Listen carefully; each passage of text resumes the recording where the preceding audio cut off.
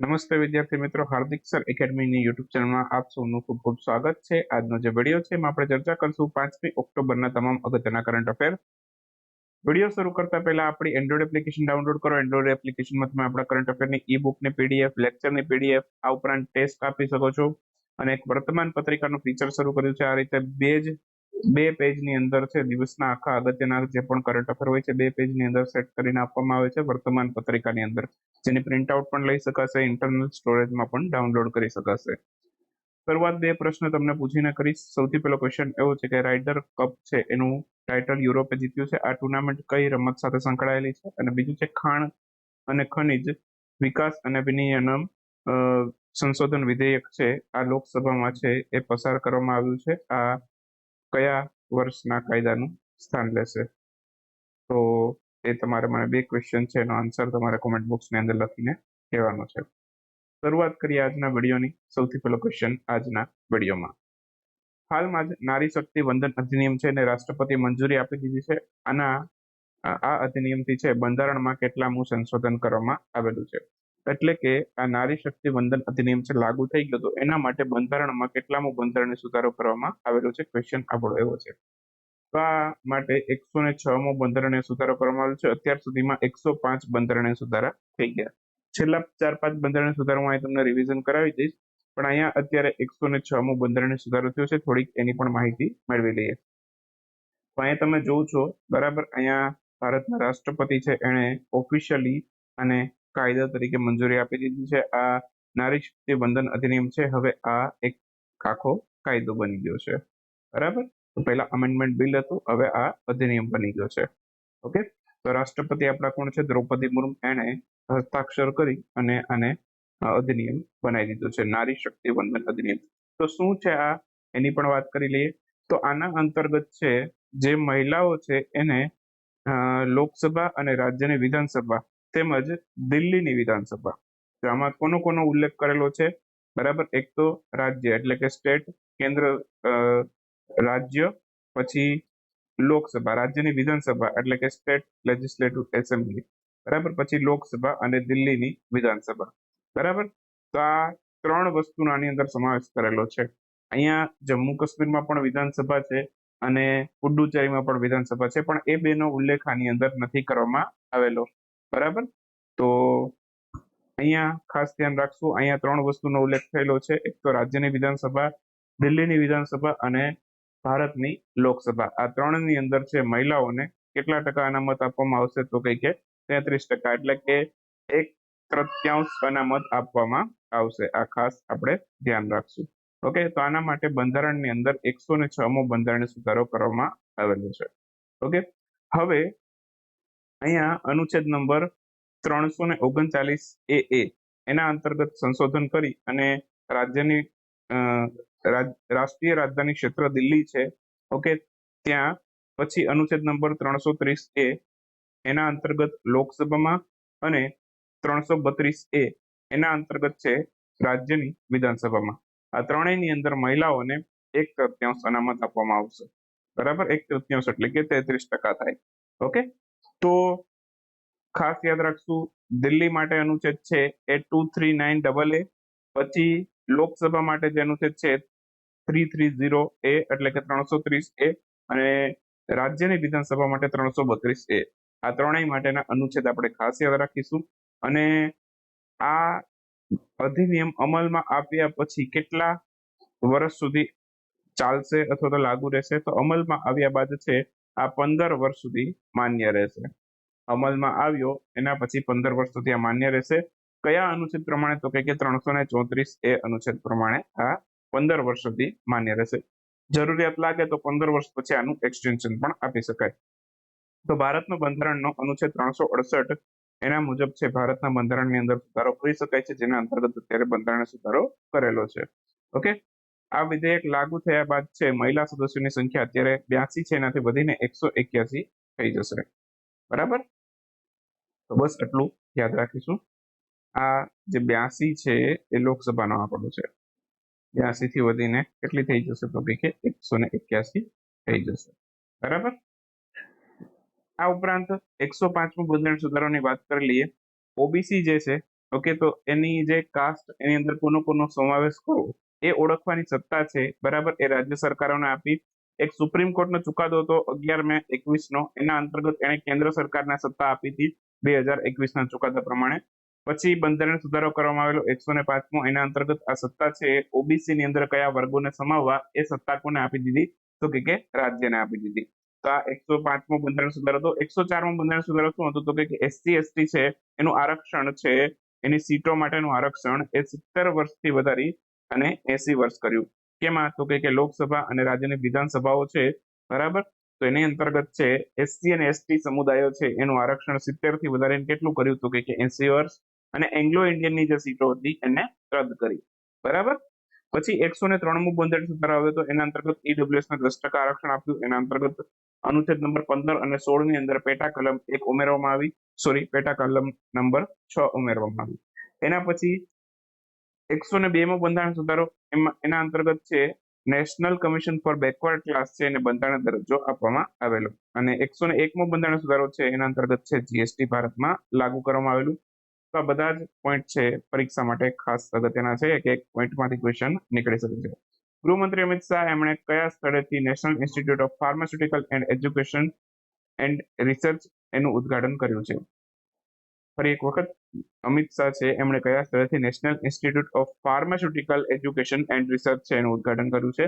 આ ગુજરાત ખાતેથી કર્યું છે. ગુજરાતના ગાંધીનગર ખાતેથી અહીંયા તમે જો છો અમિત શાહ છે અહીંયા ઉદ્ઘાટન કરી રહ્યા છે. અને national institute of pharmaceutical education and research છે એનું ઉદ્ઘાટન આ ગૃહમંત્રી અમિત શાહ કરી રહ્યા છે. ક્યાંથી કરી રહ્યા છે, તો કે ગુજરાતના ગાંધીનગરમાં પાલેજ ખાતેથી આનું ઉદ્ઘાટન કર્યું છે. હાલમાં ભારતની અંદર કુલ કેટલા આવા national institution of pharmaceutical education and research centre છે? તો આવા અત્યારે કુલ ભારતની અંદર 7 બનવાના છે. ભારતની અંદર આવા કુલ 7 નીપેર બનશે, બરાબર. અને એમાંથી અત્યારે 3 કાર્યરત થઈ ગયા છે. એક તો ગાંધીનગરનું હમણાં જ ઉદ્ઘાટન કર્યું, એક મોહાલી ખાતે, એક ગુવાહાટી ખાતે. તો મોહાલી, ગુવાહાટી અને ગાંધીનગરના સંપૂર્ણપણે કાર્યરત થઈ ગયા છે. 3 બની ગયા, 4 હજી એનું નિર્માણ કાર્ય ચાલુ છે. કયા કયા 4 છે? હાજીપુર છે, પછી હૈદરાબાદ છે, કોલકાતા છે અને રાયબરેલી. તો આ કુલ 4 સ્થળોએ આનું નિર્માણ કાર્ય ચાલુ છે અને 3 અત્યારે અમલમાં આવી ગયા છે. ટોટલ આવા 7 બનવાના છે.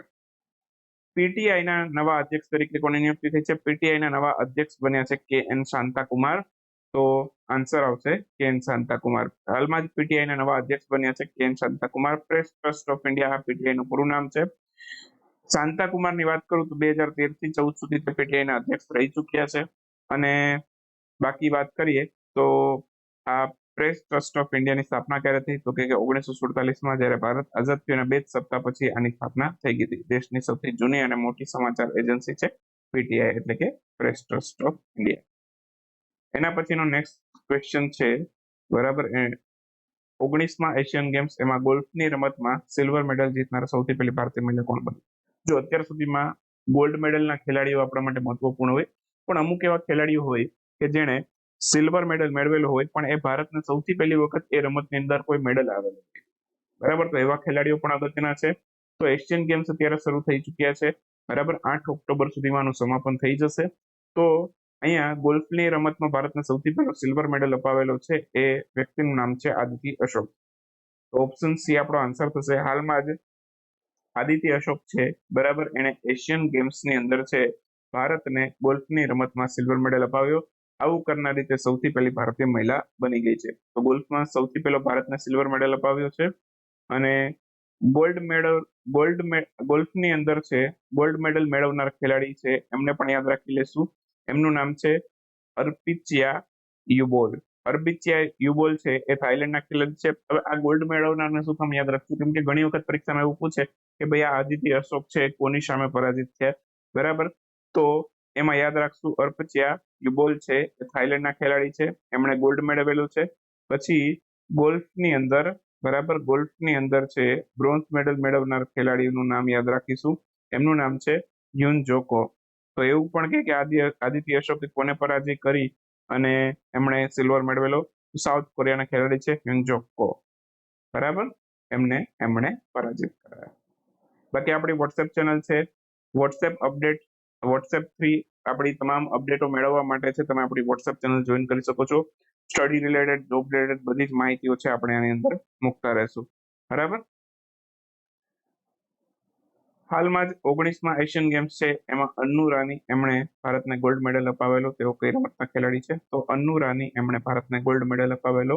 બરાબર. એ હાલમાં જ અન્નુ રાનીની વાત કરીએ તો ભાલા ફેંકના ખેલાડી છે. તો ઓપ્શન સી આપણો આન્સર થશે. તો 19માં એશિયન ગેમ્સ શરૂ થઈ ચુક્યા છે.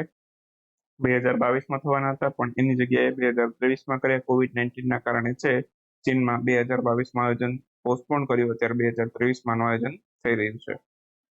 તો અન્નુ રાનીએ આમાં ભારતને ગોલ્ડ મેડલ અપાવેલો. ભાલા ફેંકની રમતના ખેલાડી. ભાલા ફેંકની રમતમાં ભારતની મહિલાઓની કેટેગરીમાં ભાલા ફેંકની રમતમાં એમણે ભારતને ગોલ્ડ મેડલ અપાવેલો. કોમનવેલ્થ ગેમ્સની અંદર છે એમાં પણ એમણે ભારતને બ્રોન્ઝ મેડલ અપાવેલો હતો.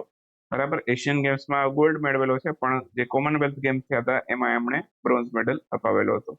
બાકી વર્લ્ડ એથ્લેટિક ચેમ્પિયનશિપ છે. બરાબર. એમાં ફાઇનલ સુધી ક્વોલિફાય થનાર સૌપ્રથમ ભારતીય મહિલા બન્યા હતા. 2019ની જે વર્લ્ડ એથ્લેટિક ચેમ્પિયનશિપ હતી એ ક્યાંથી હતી? કતારના દોહામાં થઈ હતી. એમાં એ ફાઇનલ સુધી ક્વોલિફાય થયા હતા અને આવું કરનાર તે સૌથી પહેલા ભારતીય મહિલા બન્યા હતા. ઉત્તર પ્રદેશના મેરઠના ખેલાડી છે.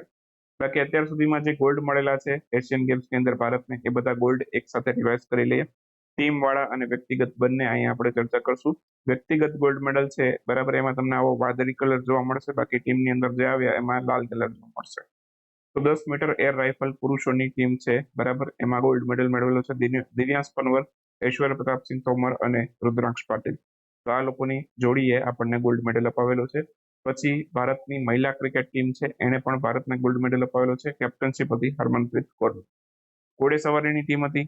બરાબર. એને ગોલ્ડ મેડલ અપાવેલો છે. એમાં અનુષ અગ્રવાલ હતા, હૃદય વિપુલ છેડા હતા અને દિવ્ય કીર્તિસિંહ તેમજ સુદીપતિ હેઝલ હતા. તો આ ઘોડેસવારીની ટીમના ખેલાડીઓ છે. પછી શૂટિંગમાં ભારતની જે ટીમ છે બરાબર મહિલાઓની એમણે પણ ગોલ્ડ મેડલ અપાવેલો 25 મીટર એર પિસ્તોલમાં. 25 મીટર એર પિસ્તોલમાં જેમણે ગોલ્ડ મેડલ અપાવેલો એમના નામ છે એસ્સા સિંહ, મનુ ભાકર અને રીતમ સાંગવાન.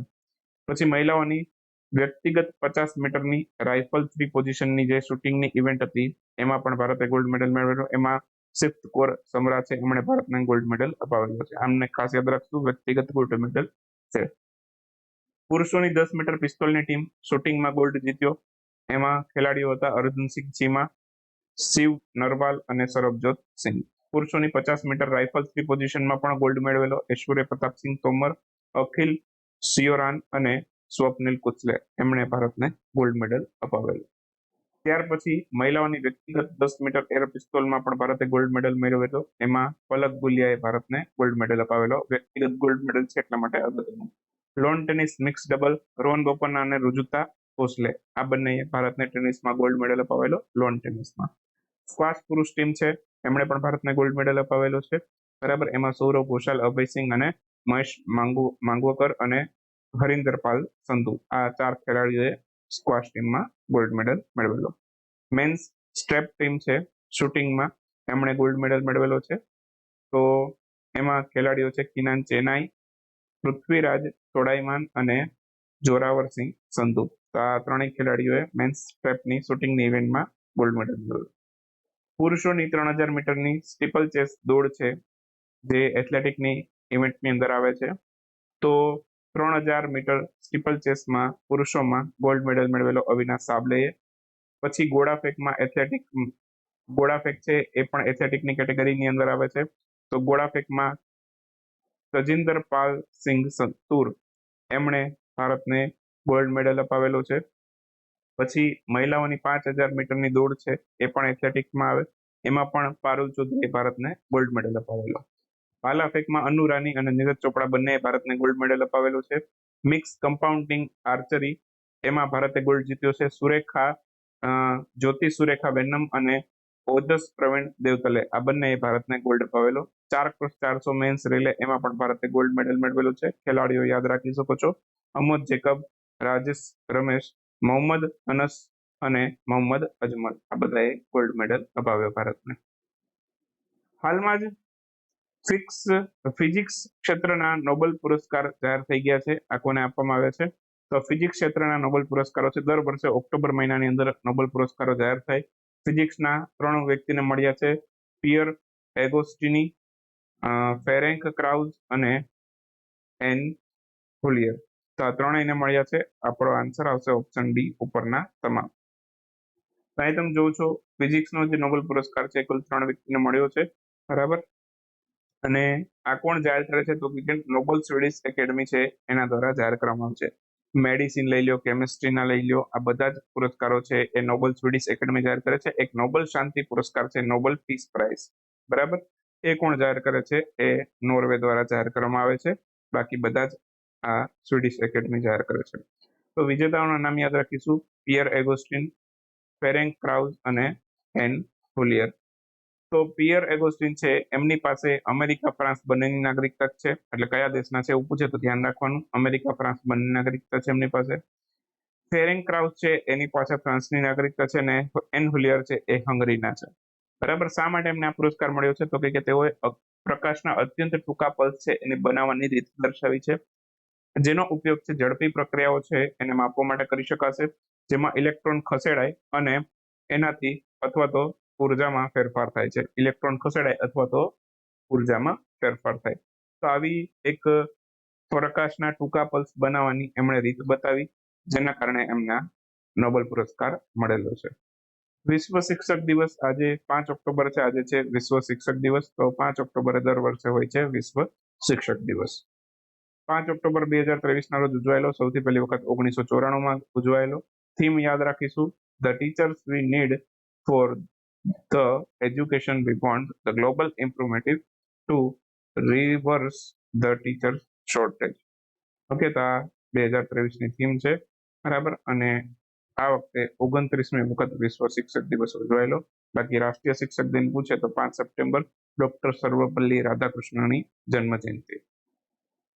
થોડાક વહેલા ક્વેશ્ચન જોઈ લે. હાલમાં જ કયા રાજ્યની સરકાર દ્વારા મુખ્યમંત્રી નિર્માણ શ્રમિક પેન્શન સહાયતા યોજનાની શરૂઆત કરવામાં આવી છે? આ છત્તીસગઢની સરકારે શરૂ કરી છે.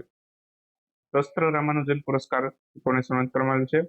તો રૂઈ કિસિયાંગ ઝાંગ છે એમને આ પુરસ્કાર આપવામાં આવ્યો છે.